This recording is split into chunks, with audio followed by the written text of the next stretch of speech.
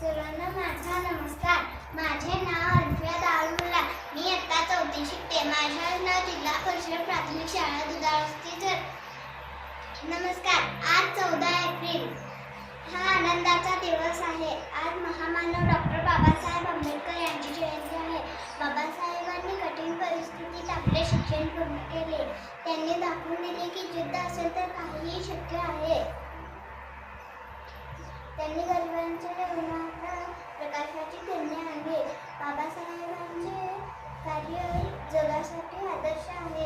ते केवळ दलितांचे नेता नव्हते तर संपूर्ण भारताचे नेता होते. त्यांनी भारताला लोकशाहीची भेट दिली. अशा महान नेत्यांना मला सार्थ अभिमान. कोणी म्हणतात भीमराव तर कोणी म्हणतात बाबा, कोणी म्हणतात भीमराव तर कोणी म्हणतात बाबा. अशा या महान मानवाचा आजही आहे सर्वांवर ताबा. अशा या महान मानवाचा आजही आहे सर्वांवर ताबा. आता तुमच्या समोर येत आहे वेदिका. सर्वांना माझा नमस्कार. माझे नाव श्रीवर्धन संजय सुतार. मी इयत्ता 4थीत शिकतो. माझ्या शाळेचे नाव जिल्हा परिषद प्राथमिक शाळा दुधाळवस्तीत जात आहे. आजच्या कार्यक्रमाचे अध्यक्ष आणि माझ्या मित्रमैत्रिणींनो, आज भारतरत्न डॉक्टर बाबासाहेब आंबेडकर यांचा वाढदिवस आहे. हा दिवस आपण ज्ञानदिन म्हणूनही साजरा करतो. बाबासाहेबांनी भारताला सर्वात मोठी राज्यघटना दिली. त्यांनी सर्वांना समान हक्क मिळावेत यासाठी खूप प्रयत्न केले. स्त्रियांच्या शिक्षणासाठी त्यांनी मोलाचे कार्य केले. बाबासाहेबांना भारतरत्न या सर्वोच्च पुरस्काराने सन्मानित केले आहे. त्यांचे विचार आजही आपल्याला प्रेरणा देतात आणि आपण नेहमी त्यांच्या विचारांवरून चालले पाहिजे. बोलण्यास संधी दिली त्याबद्दल धन्यवाद. शून्यातून केली सुरुवात अमर झाली इतिहासात. शून्यातून केली सुरुवात अमर झाली इतिहासात. आंबेडकर असे त्यांचे नाव, आपल्या सर्वांचे असे भीमराव. आंबेडकर असे त्यांचे नाव, आपल्या सर्वांचे असे भीमराव. आता तुमच्या समोर येत आहे अर्फा. माझा नमस्कार. माझे नाव अर्फा असलम करोली. मी आता माझ्या शाळेचे नाव जिल्हा परिषद प्राथमिक शाळा दुधाळवस्ती.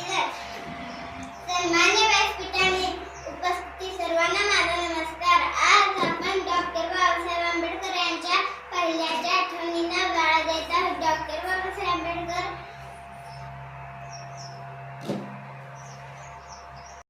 बालपण जोडीला पुस्तकांना तोडीला अनेक बंधनानं. बालपण जोडीला पुस्तकांना तोडीला अनेक बंधनानं. न्याय मिळवून दिला बहुजनांना, न्याय मिळवून दिला बहुजनांना. आता तुमच्या समोर येत आहे तस्मिया. सर्वांना माझा नमस्कार. माझे नाव निशांत सज्जन करते.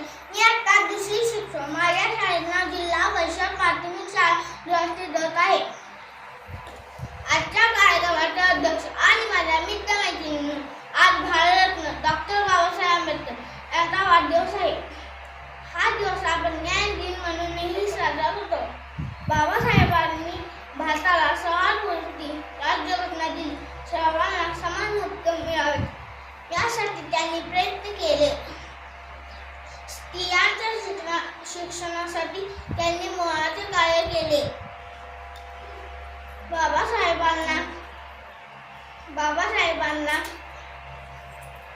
सर्वोच्च पुरस्काराने सन्मानित केले आहे. त्यांचे विचार आजही आपल्याला प्रेरणा देतात. आपण नेहमी त्यांच्या विचारांवर चालले पाहिजे. बोलण्यास संधी दिली त्याबद्दल धन्यवाद. शूद्रापोटी जन्म घेतला प्रत्येक वर्णाचा विकास कराविला. शूद्रापोटी जन्म घेतला प्रत्येक वर्णाचा विकास कराविला. बघता बघता या मानवाचा महामानव झाला. बघता बघता या मानवाचा महामानव झाला. आता तुमच्या समोर येत आहे वेदिका. सर्वांना माझा नमस्कार. माझे नाव वेदिका तुळशीदास वळवी आहे. मी इयत्ता 1लीत शिकते. माझ्या शाळेचे नाव जिल्हा परिषद प्राथमिक शाळा दुधाळवस्ती.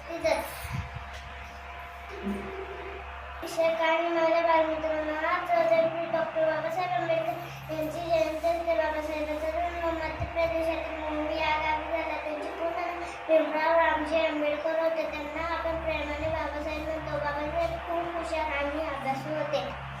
त्यांनी आपल्या देशाची राजघटना दिली. राजघटनेचे शिल्पकार म्हणतात. अंधाऱ्या घरात पेटवलेलं ज्ञानचा, अंधाऱ्या घरात पेटवलेलं ज्ञानचा ज्योती जगभर गाजत आहे. ज्योती जगभर गाजत आहे.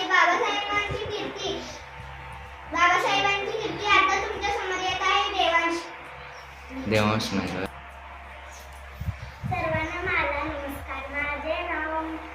माझे नाव फरहाना नबी सबशेख. माझे नाव जिल्हा परिषद प्राथमिक शाळा दुधावस्ती. आदरणीय शिक्षक आणि माझ्या बालमित्रांना 14 एप्रिल डॉक्टर बाबासाहेब आंबेडकर यांची जयंती. बाबासाहेबांचा जन्म मध्य प्रदेश अमोह येथे झाला. त्यांचे पूर्ण नाव भीमराव रामजी आंबेडकर होते. त्यांना आपण प्रेमाने बाबासाहेब म्हणतो. त्यांनी आपल्या देशाची राज्यघटना लिहिली. राज्यघटनेचे भारतीय राज्यघटनेचे शिल्पकार म्हणतात.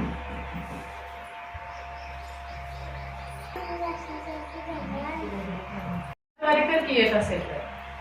सर्वांना माझा नमस्कार. माझे नाव आरव रोहित जाधव, इयत्ता 2री. माझ्या शाळेचे नाव जिल्हा परिषद प्राथमिक शाळा दुधावस्ती. बरेच जण मला विचारतात, तू एवढ्या धाडसाने कसं बोलू शकतो? त्यांना मी एवढे सांगेन, ज्यांना छत्रपतींचा वारसा, बाबासाहेबांचा विचार आणि संविधानाचा अधिकार प्राप्त झालेला आहे, ज्यांच्या बोलण्यात नाही तर जगण्यात सुद्धा आत्मविश्वास निर्माण होणारच.